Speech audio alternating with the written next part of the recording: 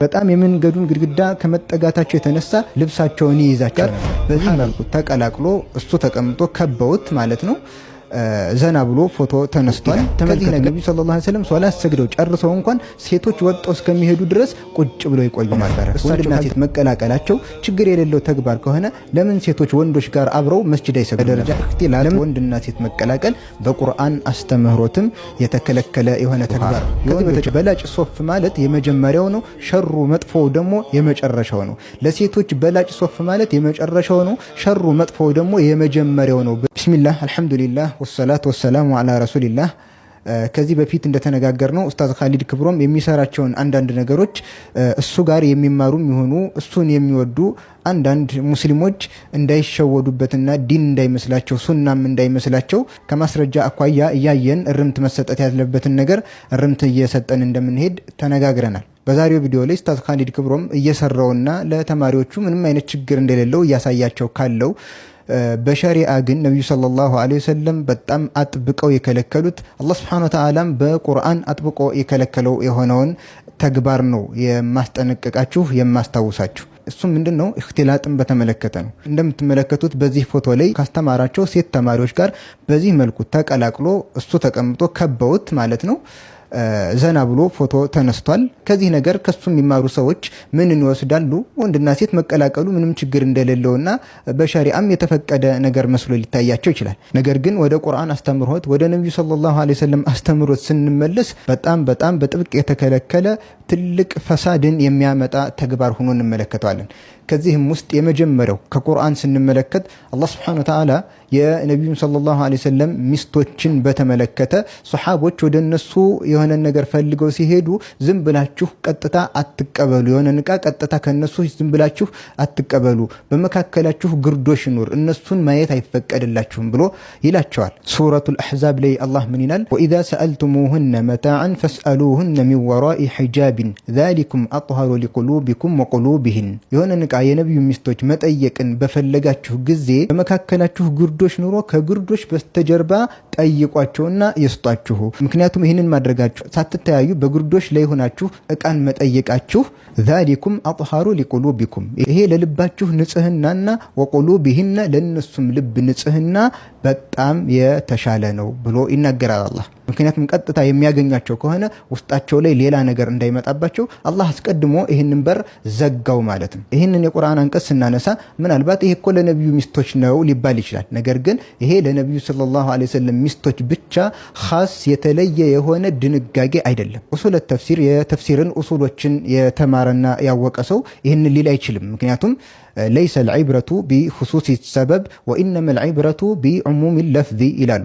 ግምት ውስጥ የሚገባው የመጣው መልእክት አካታች መሆኑ እንጂ የወረደበት ሰበብ አይታይም። የተለያዩ የሸሪዓ ድንጋጌዎች በሆነ ሰበብ በሆነ ሴት ምክንያት በሆነ ወንድ ምክንያት በሆኑ ሰዎች ተግባር ምክንያት ሊወርድ ይችላል። ነገር ግን መልእክቱ በሙሉ ለነብዩ ሰለላሁ ዐለይሂ ወሰለም ኡማ ነው። አይ ለፉላን የተለየ ነው፣ ለፉላና የተለየ ነው፣ ለከሌት ብቻ የተለየ ነው ልንል የምንችለው ትክክለኛ ለነሱ ብቻ የተለየ መሆኑን የሚያሳይ ማስረጃ እስካገኘን ድረስ ነው። ስለዚህ በዚህ የቁርአን አንቀጽ መሰረት እክትላጥ ወንድና ሴት መቀላቀል አላህ ከልክሏል። ይህንን የቁርአን አንቀጽ በተመለከተ ኢብኑ ከሲር ረሂመሁላህ ሲያብራሩ ምን ይላሉ? ወከማ ነሀይቱኩም አን الدخول عليهن كذلك لا تنظروا إليهن بالكلية ولو كان لأحدكم حاجة يريد تناولها منهن فلا ينظر إليهن ولا يسألهن حاجة إلا من وراء حجاب። ይህ ማለት አሉ ኢብኑ ከሲር ወደ እነሱ ዝም ብሎ መግባት እንደከለከልኳችሁ ሁሉ ሙሉ ለሙሉ ወደ እነሱ ዝም ብላችሁ አትመልከቱ። ለአንዳችሁ ከነሱ የሚፈልገው ነገር ከነሱ የሚቀበለው ነገር ካለው ያለምንም ሒጃብ ያለምንም ግርዶሽ እንዳይጠይቅ ማለት ነው ብለው ይናገራሉ። ስለዚህ በመጀመሪያ ደረጃ እክትላጥ ወንድና ሴት መቀላቀል በቁርአን አስተምህሮትም የተከለከለ የሆነ ተግባር ነው። ከዚህ በተጨማሪ ነብዩ ሰለላሁ ዐለይሂ ወሰለም እክትላጥን ወንድና ሴት መቀላቀልን በጣም ይከለክሉና ትኩረት ይሰጡበት የነበረ ጉዳይ መሆኑን እናስተውላለን። ለምሳሌ በተወደደው ቦታ በመስጂድ ላይ እንኳን ነብዩ ሰለላሁ ዐለይሂ ወሰለም ወንድና ሴት እንዳይቀላቀል መለየታቸው ይሄ ምንን ያሳያል? የእክትላጥ እክትላጥን አደገኝነት ያሳያል። እንደሚታወቀው ነብዩ ሰለላሁ ዐለይሂ ወሰለም ሲያሰግዱ ሴቶች ጀማዓ መስገድ ሲፈልጉ ወንዶች ከወንዶች ሶፍ ኋላ ራቅ ብለው ነው የሚቆሙት። ምክንያቱም ሌላ ትርፍ ክፍል ስለሌላቸው በአንድ ላይ ነው የሚሰግዱት። ነገር ግን ወንዶች በአንድ ላይ ከነብዩ ኋላ ይቆማሉ፣ ሴቶች ደግሞ ራቅ ብለው በመካከል ክፍተት ኑሮ ወደ ኋላ ሆነው ይቆማሉ። ወንድና ሴት መቀላቀላቸው ችግር የሌለው ተግባር ከሆነ ለምን ሴቶች ወንዶች ጋር አብረው መስጂድ አይሰግዱም ነበር? ለምን ተቀላቅለው በአንድ ላይ አይቆሙም ነበር? ይህንን በማስተዋል ብቻ ብዙ ነገሮችን መረዳት ይቻል ነበር። ከዚህም በተጨማሪ አሁንም ነብዩ ሰለላሁ ዐለይሂ ወሰለም ከሰገዱ በኋላ ቁጭ ብለው ይቆዩ ነበር። ቁጭ ብለው የሚቆዩበት ምክንያት ምንድን ነበር? ሴቶቹ ወጣው እስከሚሄዱና ወንዶች ጨርሰው ተውሎ እንዳይደርሱባቸው ነው። ይህን ያክል ነበር ነብዩ ሰለላሁ ዐለይሂ ወሰለም የሚጠነቀቁት። እነዚህን ነገሮች ከሚያመላክቱ ማስረጃዎች ውስጥ ኡሙ ሰለማ ቡኻሪ ላይ በተዘገበ ሐዲስ ምን ትላለች? ካነ ረሱሉላሂ ሰለላሁ ዐለይሂ ወሰለም ኢዛ ሰለመ ቃመ ኒሳኡ ሒነ የቅዲ ተስሊመሁ ወመከተ የሲረን ቀብለ አን የቁመ ቃለ ብኑ ሽሃብን ፈኡራ ወላሁ አዕለም አነ ሙክተሁ ሊከይ የንፉዘ ኒሳኡ ቀብለ አን ዩድሪከሁነ መን እንሰረፈ ሚነል ቀውም። ኡሙ ሰለማ ረዲየላሁ አንሃ ምን ትላለች? ነብዩ ሰለላሁ ዐለይሂ ወሰለም ከሶላታቸው አሰላምተው በጨረሱ ጊዜ ትንሽ ቁጭ ብለው ይቆያሉ። የሚቀመጡበትን ጉዳይ ኢብኑ ሺሃብ ሲያብራራ ምን ይላል? ፈኦራ ወላሁ አዕለም፣ አላሁ አዋቂ ነው፣ እኔ የሚመስለኝ የሚቀመጡበት ምክንያት ሴቶች ወንዶች ሳይደርሱባቸው ተሎ እንዲሄዱ ተፈልጎ ነው ይላል። ተመልከቱ፣ ነብዩ ሰለላሁ ዐለይሂ ወሰለም ሶላት ሰግደው ጨርሰው እንኳን ሴቶች ወጥተው እስከሚሄዱ ድረስ ቁጭ ብለው ይቆዩ ነበር። እሳቸው ካልተነሱና ካልወጡ ሌሎች ስለማይወጡ ቁጭ ብለው እሳቸው ወንዶችን ይዘው ይጠብቋቸዋል፣ ሴቶች ይሄዳሉ። ይህንን ለምን አደረጉ? ለምን በአንድ ላይ ወጣው አይሄዱም? ኢኽቲላጥ እንዳይፈጠር፣ ብልሽት ፈሳድ እንዳይመጣ። ነብዩ ሰለላሁ ዐለይሂ ወሰለም ኢኽቲላጥን ወንድና ሴት መቀላቀልን ይህን ያክል ይጠነቀቃሉ። ዛሬ ግን ኡስታዝ ተብሎ የዲን ትምህርትን አስተምራለሁ ብሎ በምታዩት መልኩ ዘና ብሎ ከሴቶች ጋር አጅነቢይ ከሆኑ ሴቶች ጋር ፎቶ ይነሳል። አላሁል ሙስተዓን። ስለዚህ የነብዩን ሰለላሁ ዐለይሂ ወሰለም ሱና ማወቅ የፈለገ መንገዳቸውን ማወቅ የፈለገ ሰዎችን ሳይሆን የነብዩን ሱናቸውን ከኪታብ ላይ ይማር፣ ከኪታብ ላይ ይወቅ። ዛሬ ላይ ጊዜው በጣም አስቸጋሪ ነው። ግዴታ ራሳችንን ወደ ዒልም ወደ እውቀት መመለስ ይኖርብናል። የሚገርመው ሶላት ላይ ወንዶችና ሴቶች ለየብቻ ከመስገዳቸው ጋር ከፊትና ከኋላ ሆነው ከመስገዳቸው ጋር ሴቶች ሌላ የሚሰግዱበት ክፍል ስላልነበራቸው ነብዩ ሰለላሁ ዐለይሂ ወሰለም ሴቶች ከኋላ ሆነው እንኳን የመጀመሪያ ሶፍ ላይ መሆናቸውን አይወዱም ነበር። ወንዶች ደግሞ ወደ ኋላ መዘግየታቸውን አይወዱም ነበር፣ ምክንያቱም እንዳይቀራረቡ ማለት ነው። ይህንንም በተመለከተ ሙስሊም ላይ በተዘገበ ዘገባ ነብዩ ሰለላሁ ዐለይሂ ወሰለም ምን ይላሉ? ኸይሩ ሱፉፊ ሪጃሊ አወሉሃ ወሸሩሃ አኺሩሃ ወኸይሩ ሱፉፊ ኒሳኢ አኺሩሃ ወሸሩሃ አወሉሃ። የወንዶች በላጭ ሶፍ ማለት የመጀመሪያው ነው፣ ሸሩ መጥፎው ደግሞ የመጨረሻው ነው። ለሴቶች በላጭ ሶፍ ማለት የመጨረሻው ነው፣ ሸሩ መጥፎው ደግሞ የመጀመሪያው ነው ብለው ነብዩ ሰለላሁ ዐለይሂ ወሰለም ሴቶች የመጀመሪያውን ሶፍ ወደ ወንዶች የሚቀርበውን እንዲርቁት፣ ወንዶች ደግሞ ወደ ሴቶች የሚቀርበውን የመጨረሻውን እንዲርቁ በጣም ጥበብ በተሞላበት መልኩ ይናገሩ ነበር። ይህ ሁሉ ነገር ያስፈለገው ለምንድን ነው?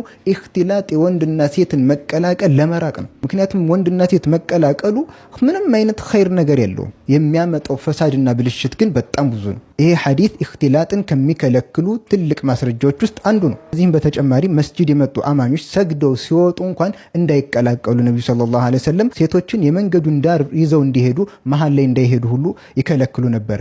ነብዩ ሰለላሁ ዐለይሂ ወሰለም ከመስጂድ ሲወጡ መንገድ ላይ ወንዶችና ሴቶች ተቀላቅለው ሲሄዱ አዩ። ከዛም ምን አሉ? ፈቃለ ረሱሉላሂ ሰለላሁ ዐለይሂ ወሰለም ኢስተእኺርነ ፈኢነሁ ለይሰ ለኩነ አን ተሕቁቅነ ጠሪቀ ዐለይኩነ ቢሐፋት ጠሪቅ። እናንተ ሴቶች ወደ ኋላ ሁኑ፣ የመንገድን መሃል ይዛችሁ መሄድ ለእናንተ አይገባም። የመንገዱን ዳር ሐፋት ጠሪቅ ዳር ዳሩን ብቻ ይዛችሁ ሂዱ ይሉ ነበረ። ከዛም ይህንን መልእክት የሰሙ ሴቶች በጣም የመንገዱን ግድግዳ ከመጠጋታቸው የተነሳ ልብሳቸውን ይይዛቸው ነበር። ሱብሃንአላህ። ይህ ሁሉ የነብዩ ሰለላሁ ዐለይሂ ወሰለም ለእኽቲላጥ ያላቸው ጥንቃቄ፣ ሶሐቦች ለእኽቲላጥ ያላቸው ጥንቃቄ ዛሬ በእኛ ሚዛን እንዴት ቀለለ፣ እንዴት ወረደ?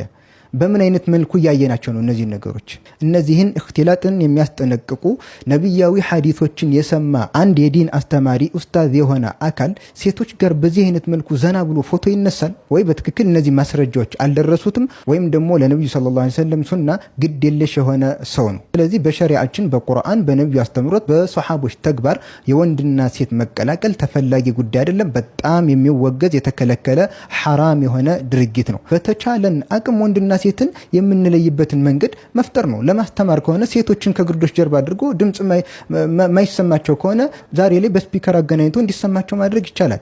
አይ የኔን ምስል ማየት አለባቸውም ከተባለ ለነሱ ለብቻቸው በስክሪን ውስጥ አድርጎ ውስጥ ላይ የሰውየውን ቪዲዮ እያዩ እንዲማሩ ማድረግ ይቻላል። ይህን ሁሉ ነገር ማድረግ እየተቻለ አይ ሴቶችን ፊት ለፊት አድርጌ ካላስተማርኩ ማለት ሌላ ነገር ነው የሚሆነው። ስለዚህ በተቻለ አቅም የእክትላጥን በር ነብዩ ሰለላሁ ዐለይሂ ወሰለም ሲዘጉት እንደነበረው ልንዘጋ ልንርቅ ይገባል። ከአንድ ነብዩን ሰለላሁ ዐለይሂ ወሰለም እወዳለሁ ከሚል ሱናቸውን እከተላለሁ ከሚል ሰው የዚህ አይነት ሱናን ማቃለል ሱና ላይ ግድ የለሽ መሆን የሚጠበቅ ተግባር አይደለም። እክትላጥ በዚህ አይነት መልኩ በሸሪዓችን የተከለከለ ሐራም የሆነ ተግባር ነው።